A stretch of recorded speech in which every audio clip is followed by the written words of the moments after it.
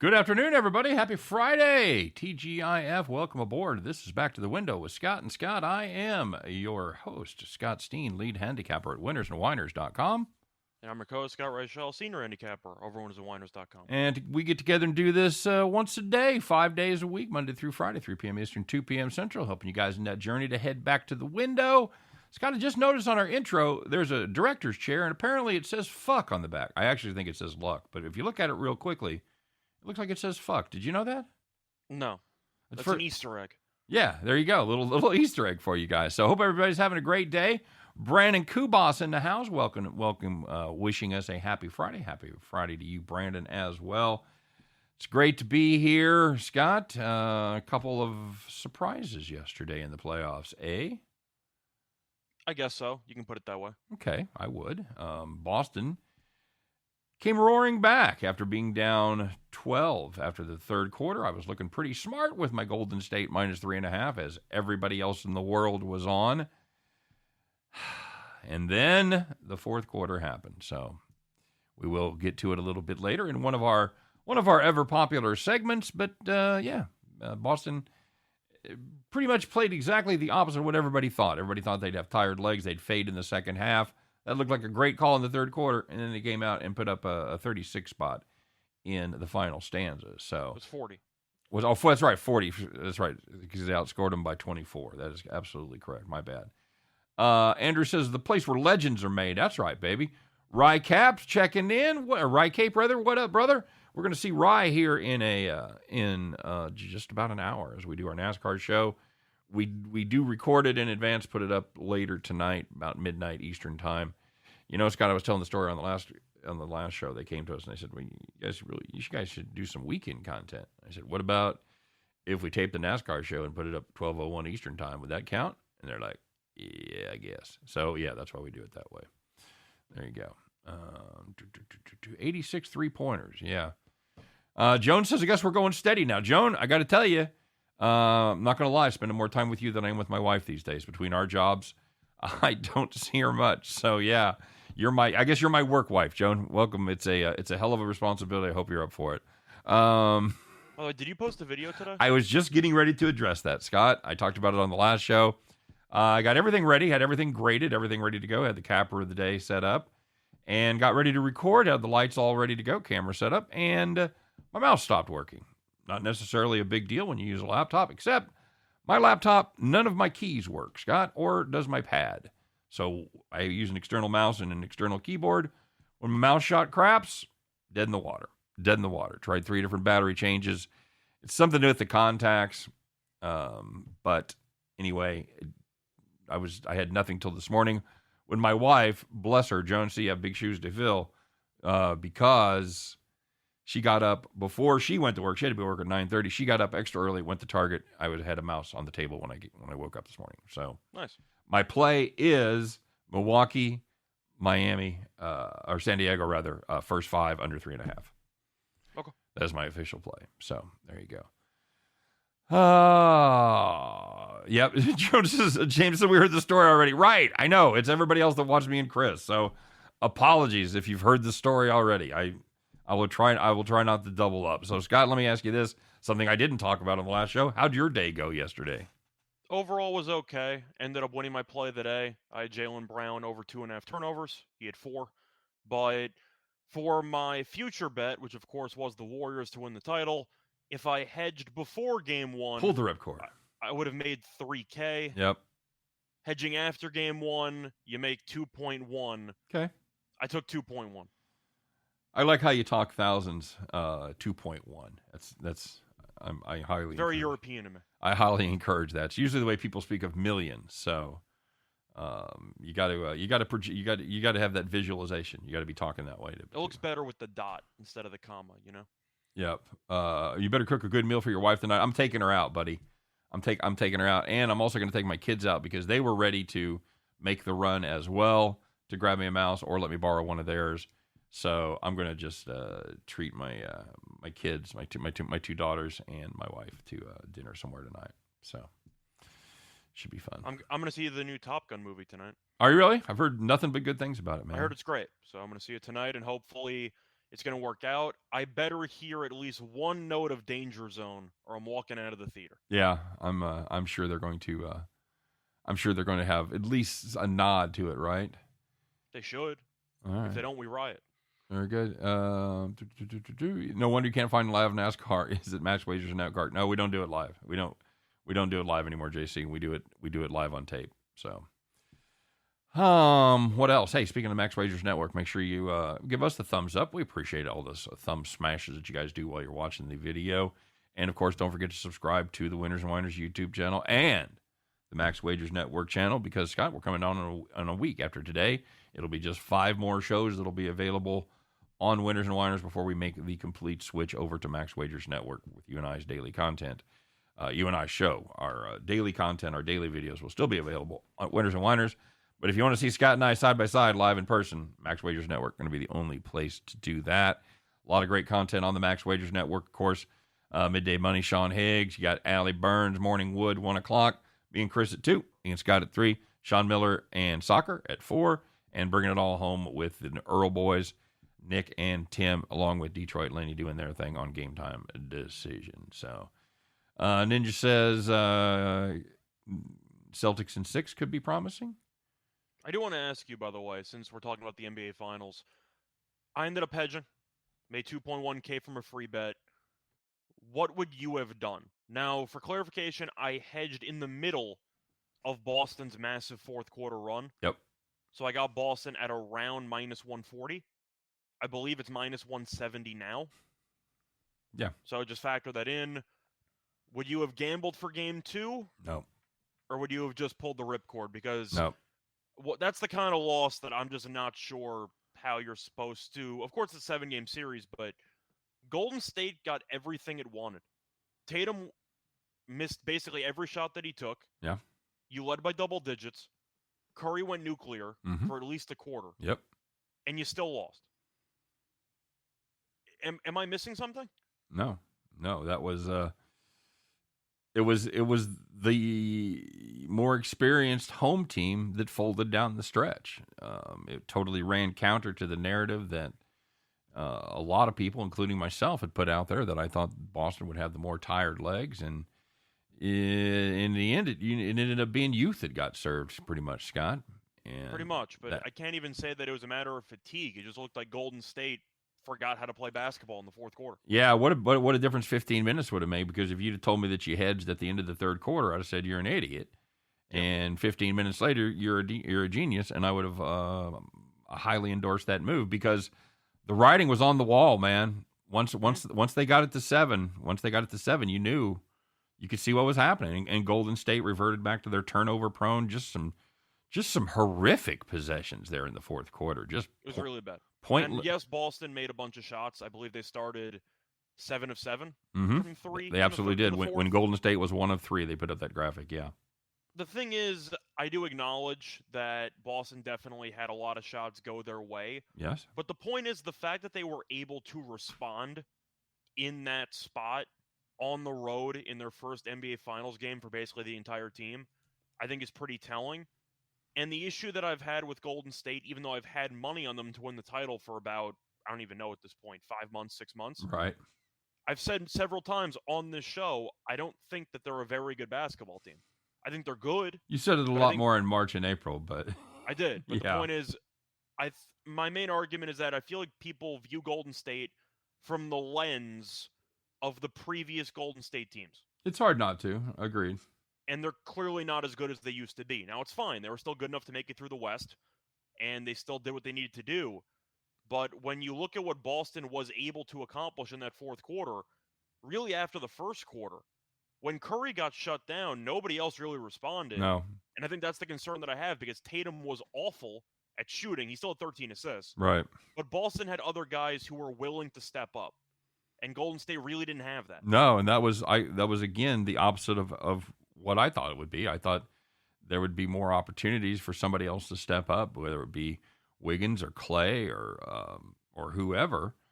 But that didn't happen. They totally looked like the Golden State Warriors of, February and March, when we used to roast the shit out of them when they went through that little dip there. For the record, when it comes to adjustments Golden State should make, I know that he's a very good bench player. I'm not sure Jordan Poole should be on the court that often in this series I know. because he was awful defensively. I believe he was a negative 19. He got absolutely killed. And then he had the shot to end the third quarter to hit the top of the backboard. But Holy shit. Yeah, that was a bad shot. Golden State played everybody on the team, including 1 minute of garbage time for a decent amount of the players. But my question for you is, what's the point of listing Gary Payton II as active if he's the only player on the entire team that's not even going to play 1 minute? Yeah, I don't get it. I tried to call that yesterday. I was sort of right. I said Porter would play. I thought Iguodala would be out a few more games, and I thought Peyton wouldn't be ready till the next game. So I thought they would all play, but the fact that Porter played about 20-something minutes, Iguodala played about 12, Peyton couldn't give you a single minute? yeah, I know. JC Stone wants to know if we roast each other and then edit it out since we do it on tape. No. You think we edit stuff? The only thing I ever edit is when I forget to push the stop recording button, and we'll have Scott and I just talking after the show about fucking whatever, and then I realize I'm still recording. That's the only thing I'll ever edit out. And if you listen to us in podcast form, you'll notice that sometimes I forget to do that. So I guarantee you there's been a couple of Easter eggs where you've seen a little bit of behind the scenes inside baseball kind of stuff from Scott and I. And it's nothing very exciting. It's just like, yeah, that was a good show, or yeah, I fucked that part up, or whatever. It's nothing, it's nothing. Oh, my God, these people suck. I hate this job. It's nothing like that. It's just Scott and I being as goofy as you might expect that we are off camera. So I am trying to figure out, though, what Golden State's main adjustments should be, because Boston... Play some fucking defense from beyond the perimeter. How about that? You let a team... It was the fourth quarter where Boston finally started to actually be more aggressive against Steph on ball with the switches for the pick and rolls, and it worked out. But are you looking at Poole unders? Because at no point during the game, besides the 1 3-pointer he hit in the middle of the Golden State run, did I think he was really worth a damn in the entire game one. And Derek White outplayed him dramatically. Yep. He can't guard anybody. If you're trying to think of what adjustments Golden State could make, do you keep playing Poole because he gives you offense? Or do you recognize how much of a liability he is on defense and you give Peyton basically all of his minutes? I was going to say, I think that problem's going to be self-correcting when Peyton comes back. I look for Jordan Poole. He played 25 last night. That's too many. I'm guessing he's going to be 18? I was going to say 15, but yeah, he may get 18. But I'd look for unders in the immediate future on his player props. Yeah. Because he might get played off the floor because of how bad defensively he is. Now, Scott, there's a lot of people in the comment section say we're hitting the panic button a little too soon here in Golden State, that Boston shot lights out from beyond the arc, especially when they had to have it there in the fourth quarter. It's an aberration. It's a one-time thing. Just game one, it says Joan. Can I go first? Because I had money on Golden State to win the title. Sure, go ahead. So I'm not officially saying that it's over for Golden State, but considering the fact it was a free bet, and to be honest, Golden State has really just annoyed me the entire stretch because they play some of the dumbest basketball for stretches of games. I just had enough. And you could argue that it was definitely better for me to wait until game 2 because Golden State might respond. Truth is, I just had enough. It wasn't good for my well-being. I took the profit and I ran. So you might be right, but I just decided I had enough. There you go. Scott, you want to talk about this real quick? Is it a bad look that when I look at my bet on Zverev, he gets wheeled out in a wheelchair? Well, that depends. That's a trick question. Is it wheelchair tennis? I was going to say, that depends if you had money on the spread or the money line. Right. Because the money line, you lose. But if you had money on the spread, you actually get your money back. So I'm assuming you had the money line. Yep. But you could make an argument that if you had the spread there, you're actually in a good spot because of the fact that he was going to be down 2-0, most likely. Zverev was playing so well and he kept punting sets. He arguably should have been up 2-0. Yep. But whatever. Yeah, it happens. Bronco Devil says the Celtics were down 14 going into the fourth quarter. Welcome to the party, pal. Yeah, yeah, no shit. I went from genius to moron in about 20 minutes. But I really wasn't. It wasn't a matter of me just panicking, saying it's over. I just decided it was time. I just couldn't handle it. This Golden State team, I want to have more faith in. The main claim to fame they had going in was the experience angle and the fact they had home court. And both those things evaporated in the span of about 20 real-time minutes. Yep. So I decided to just move on, take the money, and enjoy Run. the rest of the series. Sure, why not? Why not? Go on, take the money, and run, as it were. Besides, once again, I got it mid-game, so I didn't get the 170. I got it in the middle before it moved another 30 cents. So the Cooch is going today, buddy. You want to lay 222 on the Cooch against this suddenly awful Minnesota Twins and one of our old favorites, Chai Gonzalez? It's Chi-Chi. But I got the team total over. 5.5 for my play today for Toronto. I wanted to make a case for... Would you get it 5.5? Yeah, 5.5. No fear, for the home buddy. team. I know that it's no not fear. for the faint of heart, but no. I'm going to do it anyway. Toronto's been great offensively. They've won 8 in a row. It's a quiet 8 in a row, by the way. Like, nobody's noticed. Right. But you look up. It happened to me yesterday where I saw they won 8-3, and they were 30-20. And I'm like, weren't they just at 500? And I look up the standings, and they've won 8 in a row, and they've scored like 6 runs in 7 of those 8 games. And I just decided that Chi-Chi is brutal. It's nice to have him back because of how bad he's been. Oh, he's a great fade. Since 2019, he's made 44 appearances, 34 starts, 6.1 ERA. Yep. So I decided that instead of backing the Cooch because he's been a little bit underwhelming recently, give me Toronto at home to put up some runs. Yeah, I like that. And hopefully they'll have 5 by the 4th inning. Take the Cooch out of the equation, keep Toronto in there. Yeah, I'm okay with that. I was going to do a first 5 team total, but unfortunately those were not up at the time of my recording. Right. So I had to just take the full game instead. It was either that one or Atlanta. So yeah. I was torn between which 5.5 I preferred. I decided to go with Toronto just based on recent form.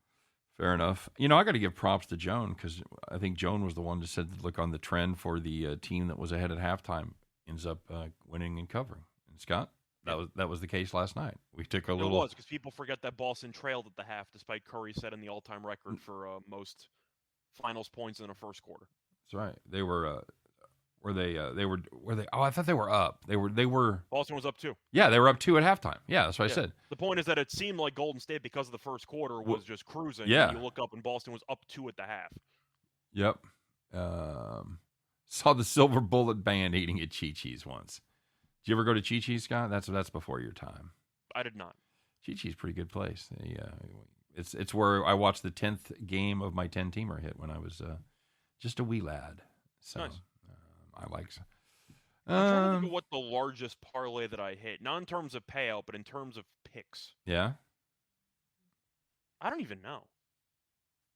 Okay. Maybe a 5 or 6 teamer. See, I don't play them very often. If I played them more, obviously I'd hit more. But that's what I'm saying. It's not because I try them and I lose all the time. It's because usually when I get past 5, I'm like, this is just ridiculous. Right. Yep. Okay. Fried ice cream at cheese. Oh, fuck yeah, dude. The fried ice cream with the cornflakes on it and stuff. You had fried ice cream, Scott?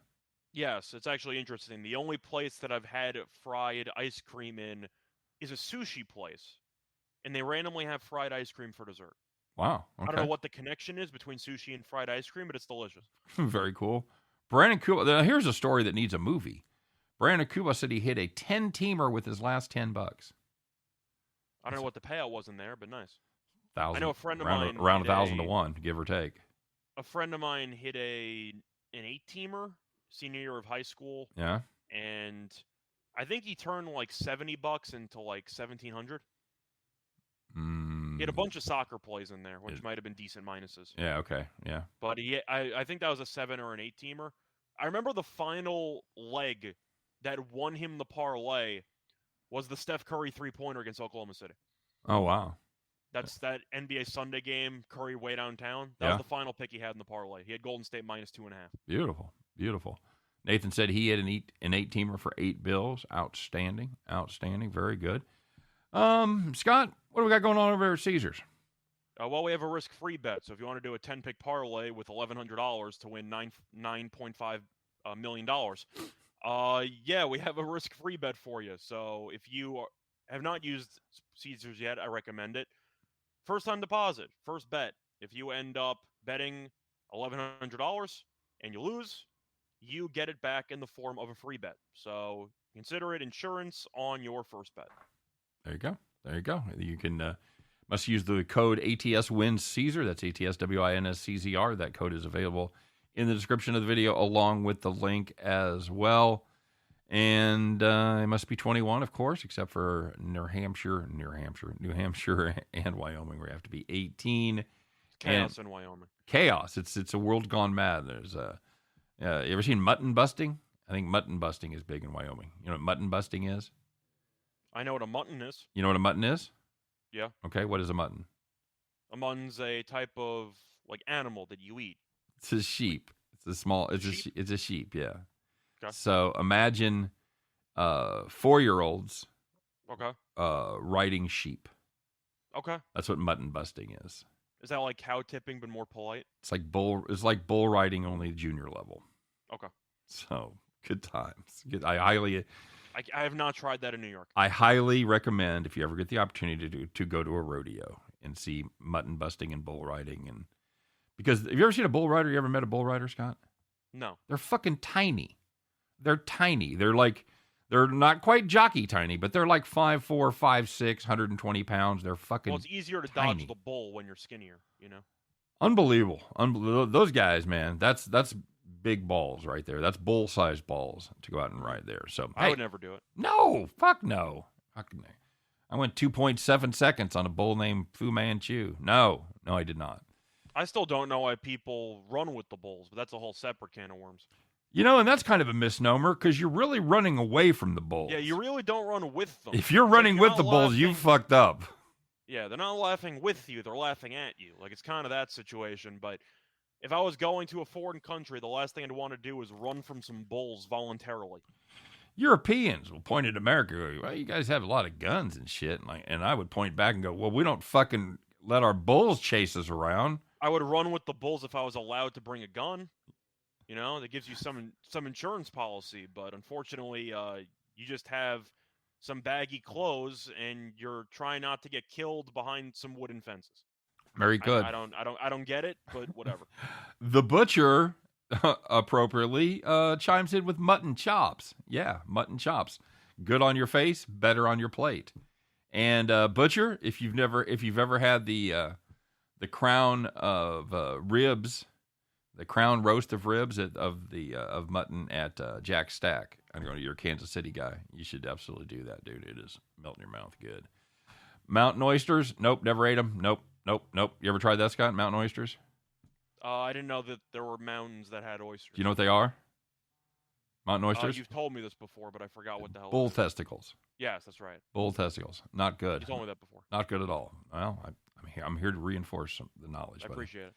Hey, there's a lot of stuff that happened yesterday, not just on the basketball court. So let's find out what it was. We're a little late getting to it, but we're going to take advantage of the fact that I spent a couple extra minutes getting everything loaded up, Scott, because I worked on my NASCAR stuff. I forgot to load up, so that's why we were a little late getting on. So I got everything loaded. Now I'm going to show off. Let's find out who are the winners, who are the whiners, who's got to get out that Nokia flip phone and dial 911 as they call the cops.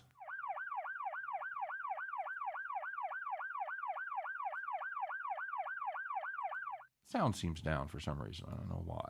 This kind of seems faint, but cops are far away. I was just going to say, imagine the cops are far away. So let's get it rolling, if we will, kids. We'll start off in the major leagues. If you had the Padres on the money line going up against the Brewers, they led 4-1 after 8 innings. Oh God, this was such a heartbreaker. I was on the right side of this, so I was happy, but I know so many people were sad because Milwaukee walked it off with a 4 spot in the bottom of the 9th. Can anybody here pitch? Good God. Padres lose 5-4. Suck a dick, Padres, if you had them on the money line, run line, whatever. Well, not the reverse run line, but if you had it on the money line, yeah, call the cops. And if you had the Angels and Yankees game 1 over 7.5, you had 6 runs in the first 5 innings. And once again, it is a 9-inning doubleheader, so you were in pretty good shape. Until you weren't, because they put up 1 run in the final 4 innings, and the game landed 7. All right, very good. Quick notice to everybody. The guys that do the lawn service around here noticed I was in the middle of doing my show, so they decided now would be a great time to start cutting outside my window. So if we get if we get drowned out here in a minute, at least know that we had it coming. So, and finally, Scott, if you had the Warriors team total over 108.5, they just needed 17. God damn, they just needed 17 points. All we need is one pin, Rodney. 17 points in the fourth quarter. They put up 16, and they were lucky to get there, as it looked like they were going to be stuck on 14. They ended up with 16. But you know what? 16, still lighter than 17. They finished with 108. Your team total 108.5 looked good for a whole lot of this game, and then it didn't. Holy shit. Call the cops. I think it was a good thing that I ended up taking a prop because a lot of the sides and team total stuff, it didn't really go according to plan for the public. No, not at all. And, I tried to make a case for Boston because everybody was on the goddamn Warriors, and I couldn't do it. I can't do it. These guys have been here before. They got the depth, blah, blah, blah. They're getting healthy. Anyway. Hey. I found one of the only rocking chairs in the game, so I guess I got lucky. Yeah, absolutely. There were a few more, so let's talk about those. Let's find out those nice, easy victories. Those people that emulated Red Arbuck, fired up that victory cigar early, just kicked back in the rocking chair. So the first one, if you had the Mariners and Orioles over 9, because, of course, the game after theory for the Mariners team total. There were 12 runs in the first 6 innings of the game, and the game landed 13. Probably not good for live bettors, as you probably had over 14.5 and then got screwed, but yeah. And it also went to extras. Oh, yeah, that's right. Where the only run was scored. Yep, I had the Orioles there, so congratulations. Okay. Hey, if you had the Reds on the money line against the Nationals, I know Chris had that play, and I know we all liked the Reds. Yeah. I mentioned the team total; it all worked out. It was against Adon. Yeah. He's so fadeable, so fadeable. Anyway, they led 3-0 after one. Adon. They end up winning 8-1. Nice easy win for the Reds. There won't be many, but that was one of them. And the last one, if you had the Braves and Rockies over 11.5, once again, Coors Field total didn't matter. There were 13 runs in the first 5 innings, and the game landed 19. They're still scoring in that one. I'm pretty sure they just brought in one more run. So, I think the Rockies have allowed at least 12 runs in each of their last 3 games. Yes, that is correct. 12. That's not good. No, that's not good at all. Of course, I faded them for the Clark show, so I'm sure they'll step up big time there after giving up 12 again tonight. No, they'll just score 20. Shit. All right, well, we have to talk about this a little bit, Scott, because quite frankly, I know a lot of you are out there going, oh yeah, that guy still is in the league. It's actually been good this year. Yeah, you're right. My roasting is a year late, but he's been better. He's still not lived up to it. I still wouldn't pay him the contract he's getting, right. But we'll talk about him in a second. Yeah, exactly. So let's find out who it is, Scott. There's been a history in baseball of unlikely injuries off the field, and this one makes the list. It's Friday. You know it's going to be good. Let's find out who it is. It's the Friday edition of Donkey of the Day.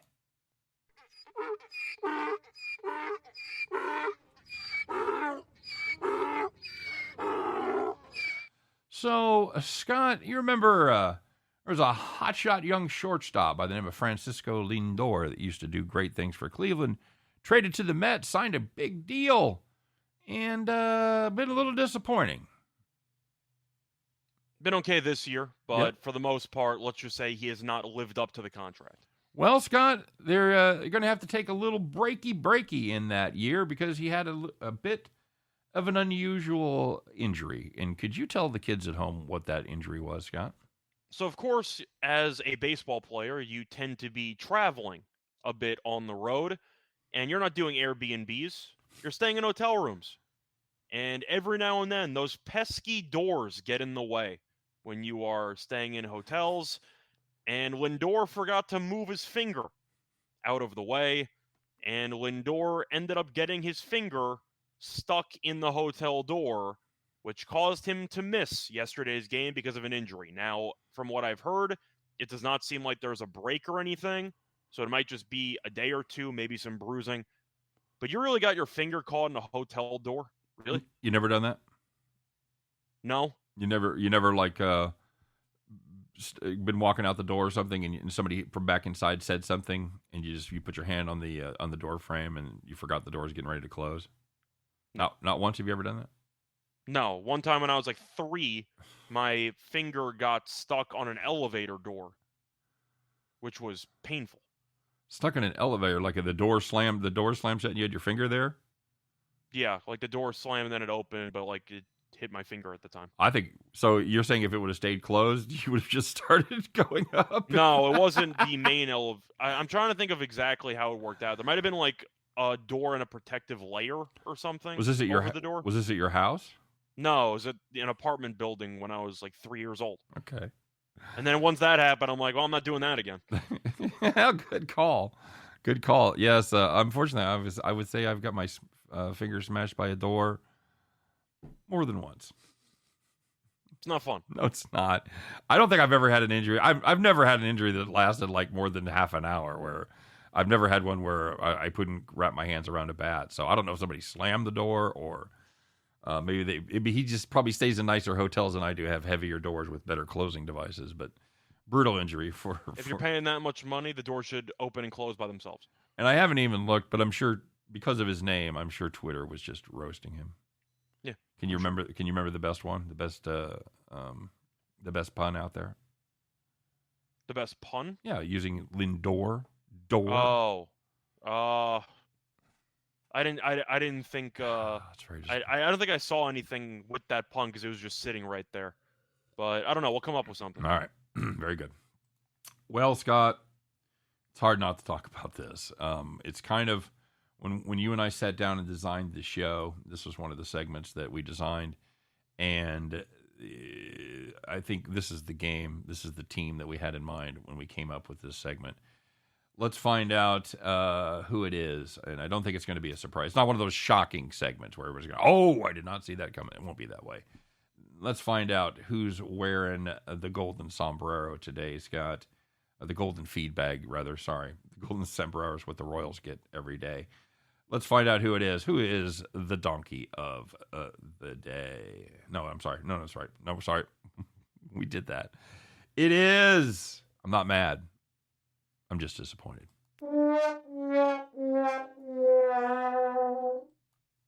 So we've talked about this a little bit.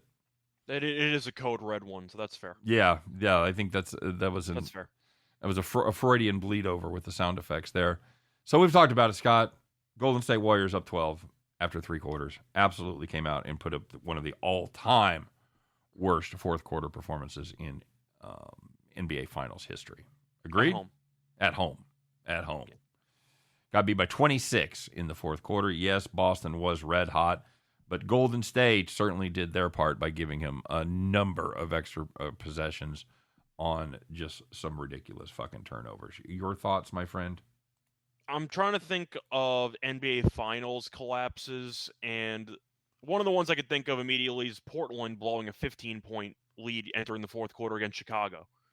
But besides that, that's basically it. I mean, you have one play choke jobs like the Bird steal on Isaiah Thomas. You've had a couple of plays here and there. But the Spurs, for example, giving up the offensive rebound and the three-pointer to Ray Allen. Not talking about plays, though. I was going to say, yeah, for plays, you can mention some choke jobs. For a full quarter, that's got to be up there. Oh, without question. For playoffs, you can argue maybe the Trailblazers team blowing the double-digit lead to the Lakers in the fourth quarter of Game 7. Okay, yeah. Like, you can make that argument, because they really had the game in the bag and they just choked it. But for a finals game, at least short-term memory, that's the worst choke job I've seen in an NBA Finals game. I'm just trying to think of a team, and I'm sure it's happened, but I'm sure teams have lost the fourth quarter by more than 26, but I don't know that it involved double-digit leads on each side. You know, if you have a team that's, you know, maybe they were 5 ahead and they just blew them out, now they're 30 up, I believe that's possible. I think it is too, but when you talk about finals exclusively, it's on a short list because you can argue that plays are bigger choke jobs than overall quarters. Sure. But for the overall quarter, it's as bad as it could possibly get. Yep. Absolutely true. What was the? I mean, is it just too obvious to say, well, Boston made all their shots and that's the reason? Because obviously, to put up 40, you've got to have two things. You've got to have opportunities, and then you've got to have success, and you got to be able to convert those opportunities. So, what was the main factor in the massive Boston fourth quarter victory? Of course, Boston started 7 of 7 from 3. Right. Jaylen Brown had that contested 3, which I believe cut it to 3, which was a very tough shot that he made. So, yes, I know Boston made shots, but you can even ignore the actual shots themselves and focus on the shot quality that both teams got. The Celtics blew them out of the water. Yeah. I mean, Golden State was getting nothing No good looks on the other end. Once Curry had that really nice, up and under move on Derek White for the layup, he didn't score again, and I don't think Golden State scored for the next 5 minutes. That's the way it certainly seemed that way, and it might be close to accurate because they went in the deep freeze after that nice little underhand scoop. Truth is, it wasn't even just the fourth quarter. If you were actually watching for the final 2 minutes or so of the third quarter, I thought Golden State ended the third quarter terribly. I know Iguodala hit a three-pointer, which nobody expected. They fouled Derek White with 1 second left in the third quarter. But if you were watching the actual possessions that Golden State was getting at the end of the third, they weren't exactly good possessions. It was good shot making. No, there was a little writing on the wall there. I thought they got a little bit too complacent. It seemed like Golden State was relying too heavily on the talent, and Draymond, of course, was awful yesterday, by the way. He was, in my opinion, the worst starter on the court in the entire game. He went 2 for 12 from the floor, 6 fouls, 0 for 4 from 3, 0 for 3 from the line. Yeah, that's not good. No. But the point is, when Draymond's dribbling at the top of the key for 15 seconds out of the shot clock, and Boston can ignore him because they know that he can't shoot, you're not getting many good looks because you're basically playing 4-on-5. You're playing 4-on-5 at that point. That's exactly right. All right. Scott, do we have a goaltender controversy in Colorado? I don't know if it's a controversy if the backup comes in and plays better than the starter, because it's not like Kempfer was lighting the world on fire in the first place. Right. Kempfer got injured in the Nashville game, in the Nashville series, with that fluky eye poke situation. But you're looking at, you got to at least acknowledge it, that Pavel's 4-0 in the playoffs. So, I would ride the hot hand. Would you? I mean, you gave up 6 goals in game 1. You gave up 0 in game 2. I'd ride with the guy who gave up 0 in game 2. I don't know if it really matters. I don't think Edmonton's very good. Once again, the fact that Edmonton made it to the conference finals with Mike Smith as their goalie, they should have a banner hung in honor of the achievement. But going to the series, I thought Colorado would smack the crap out of them. It's one of those few opportunities that you have to say, well, at least Mike Smith was way better. Only gave up 3 goals.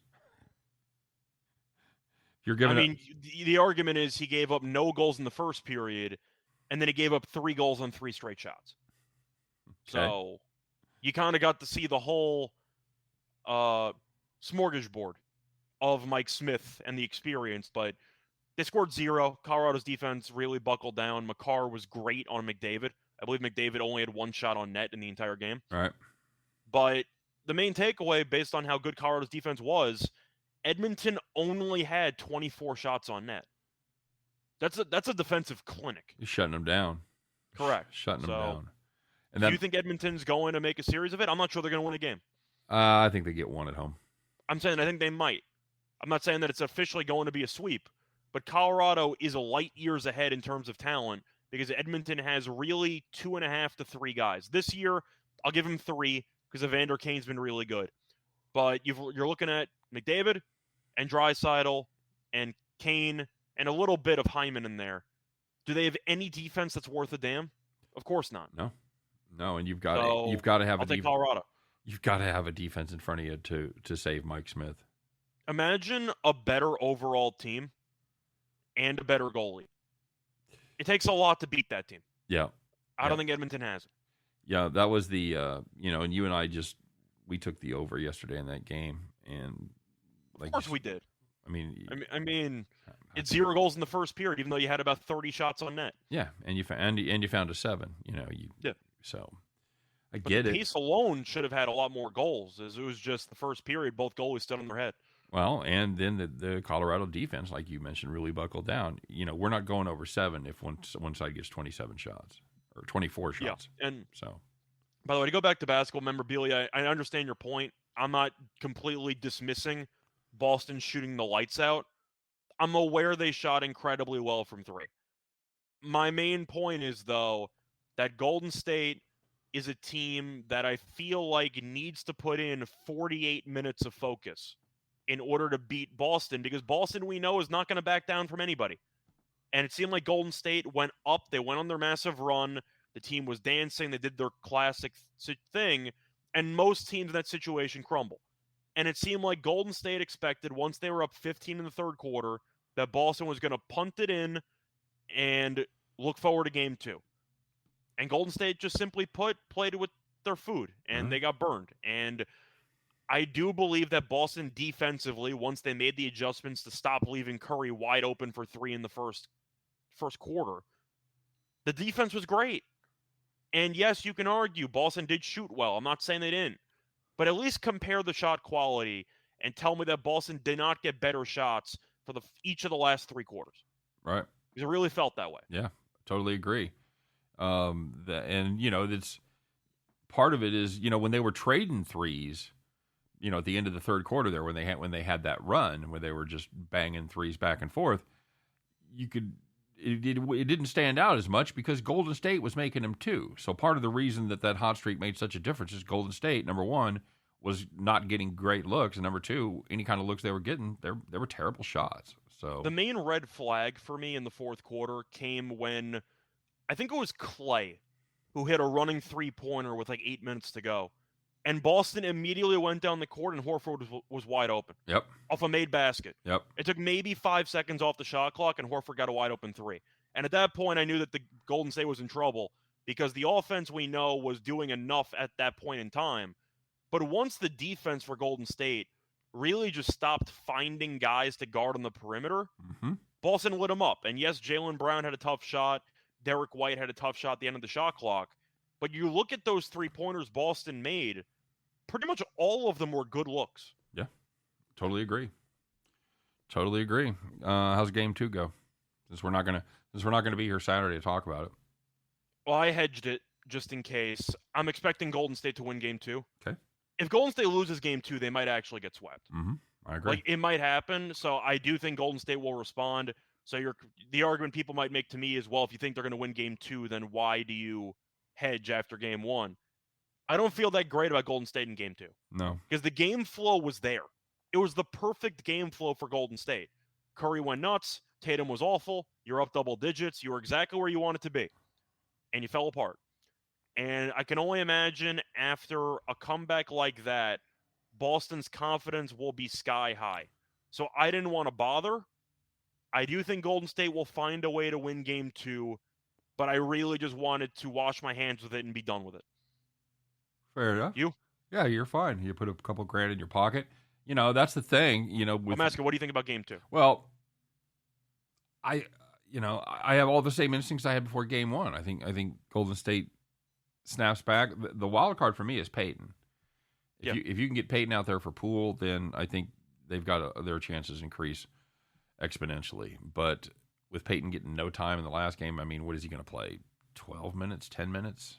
Give or take. And to be honest, I think he should be taking the majority of Poole's minutes because Poole was so bad. Agreed. At least he can in that game. He can play. But it also comes down to the fact that Boston has one of the best defenses in the league, and Golden State, every offensive possession is playing 4-on-5. Yep, that's exactly right. So, and you could argue that it's really 3-on-5 because Looney is an offensive talent either. Very true. So, all right, my friend. Well, yesterday's farm not so good as the offense for both teams certainly let us down. Well, Colorado scored 4. Colorado got to. Did they get the 4? They scored 4 at the end. Oh, did they? Okay, all right. I just saw 3-0 forever. I forgot they ended up 4-0. So they.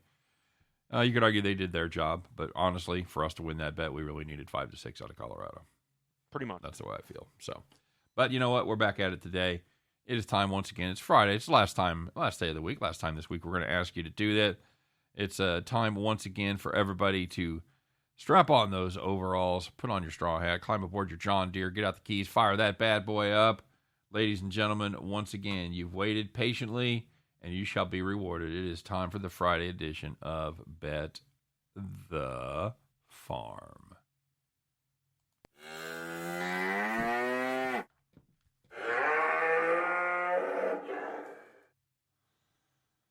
All right, Scott, show him. Yeah, there he is, bareheaded. You're back in Long Island for the weekend? Just for a day or so. Okay. Seeing Top Gun with my mom because I made her a promise I'd see it with her. And yeah. All right, so you're back in front of the shed? Yeah, I'm in the shed for today, and then I should be back in front of the backdrop for tomorrow. Terrific. Well, we don't do a show tomorrow, so that's great news. I do a free pick show. Oh, no one cares about that. Some people watch it. Well, you're not going to be. I'm just kidding. But you're not going to be wearing your hat. No. Okay. All right. That's all I care about. I just care about you and the hat. All right, my friend. Well, we do have a play for it today. We do have a farm play. Of course we do. It's not even going to be a cheat. It's going to be an actual play from today. Scott, what do you got? So we're going to go to baseball, looking at a matchup between the Guardians and the Orioles. And we're going to take the Guardians on the money line at around minus 135 on Caesars. The Guardians have been playing pretty good baseball lately. Playing the Royals helps, but still, they've won 4 of their last 5 games. Shane Bieber on the mound, and he's been very good on the highway. So far on the road, 37 and 1/3 innings pitched, 2.17 ERA. And Zimmerman is pitching for Baltimore. After a decent start, he has gone back to being the Zimmerman that we know and love. Last 3 starts, 15 and 1/3 innings pitched, 8.80 ERA, which is not very good. And the Guardians are 19 and 7 straight up in the last 26 meetings. But you're going to give me minus 135 with the better baseball team, and you got Bieber against Zimmerman all day. That line should be closer to minus 150. This was one of Chris's plays as well, and I'll tell you a fun stat about Bieber. He has pitched against the Orioles twice, 2 starts, 17 innings, no earned runs. That's pretty good. Never given up a run to Baltimore. So there you go. That's our farm Can play. you explain to me, though, why that's not like minus 150? No, I think that's a bargain. I think 135 is an absolute bargain in this spot. Yeah. With Bieber on the mound, no question about it. So that's going to do it for the farm. That's going to do it for the show. We appreciate everybody stopping by as always. Had a great week. Thanks for interacting, all the great comments. We appreciate you guys talking to us, putting your plays in there, letting everybody else kind of cheat off your homework. That's a great thing. We're all about sharing. So, yeah, you guys are cool. Make sure that you check us out over the weekend. Scott and I doing our free pick videos. Like we mentioned, the NASCAR video will be up late tonight, early tomorrow morning, whatever you consider 12:01 Eastern time to be in your time zone. That's when it'll be up. So before then, guys, have a great day. Let's go win some money, have a little fun. We'll be back here and do it again on Monday, 3 p.m. Eastern, 2 p.m. Central. Scott and I do our best to help you in that journey to head back to the window. Take care, everybody. We'll see you then.